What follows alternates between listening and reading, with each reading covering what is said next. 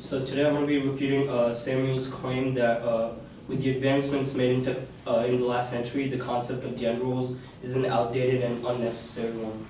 So first of all, the problem with the claim itself is that he uses the qualifier with the advancements made in the last century, but throughout the speech doesn't really go into the types of advancements that he's talking about that he claims makes gender roles outdated and unnecessary.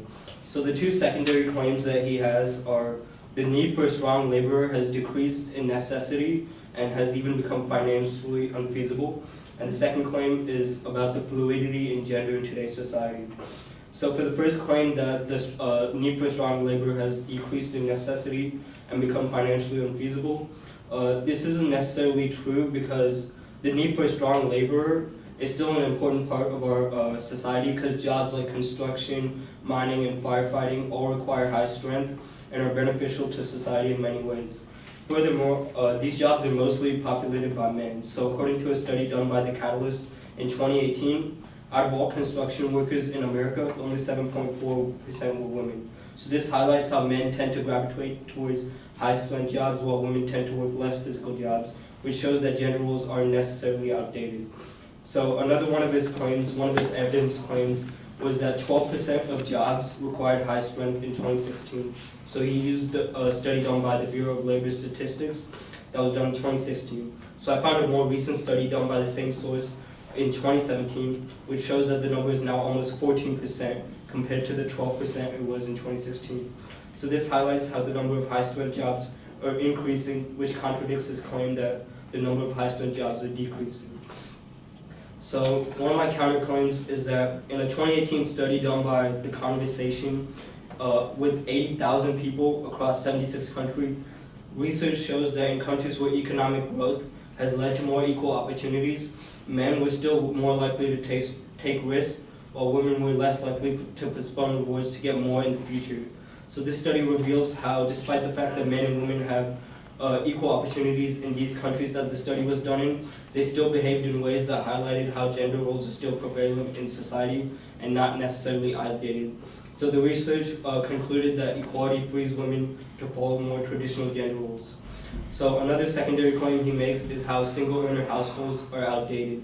However, he fails to mention that single earner households actually has its benefits and advantages over dual income households, and in times of financial shock can actually become more beneficial than a dual income household. So according to Michael Kitces, an expert in financial planning strategies and practice management ideas, single earner households may actually have more ability to replace their income in the event of a high earning spouse's job loss. Thus, it's simply a mathematical fact that a higher percentage of total household income can be replaced by a lower earning spouse when that lower earning spouse wasn't working to begin with. So this quote given by Michael Kitces highlights how single earner households are not necessarily outdated and can actually have certain benefits when it comes to financial hardships. So the second and final claim that Samuel made was about the fluidity in gender in today's society.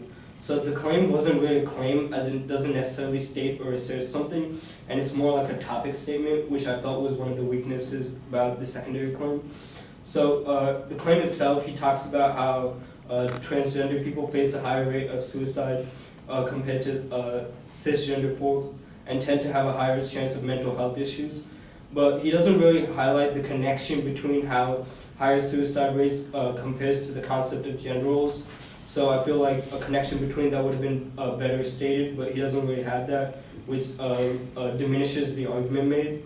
And secondly, the fluidity of gender in today's society. An argument done by the University of Arizona reveals that gender role and identity doesn't necessarily play a factor in why trans people commit suicide, but it's rather the harassment and discrimination. So I feel like this shows how gender roles don't necessarily play a role in this situation, which is why I feel like this argument isn't really that strong.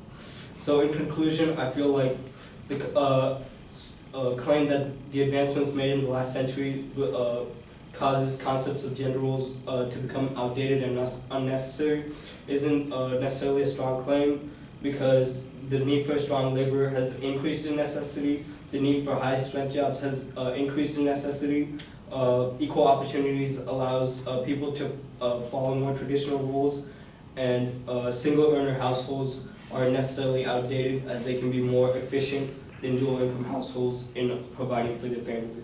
Thank you.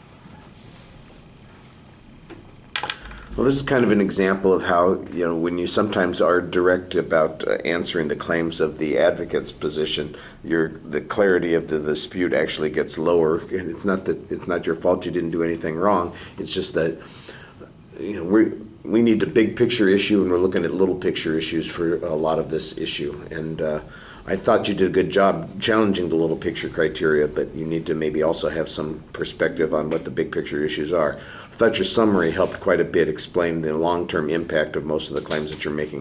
The first point was relatively clear, that there still continues to be a need for people with high strength in the jobs, and that's one of the things that reinforces gender roles, and you had some good data on that. It's suggesting that it's actually gone up in the last couple of years. I think that also gives it a little bit of strength to sustain the notion that this hasn't completely disappeared and that technology doesn't fix all of those problems.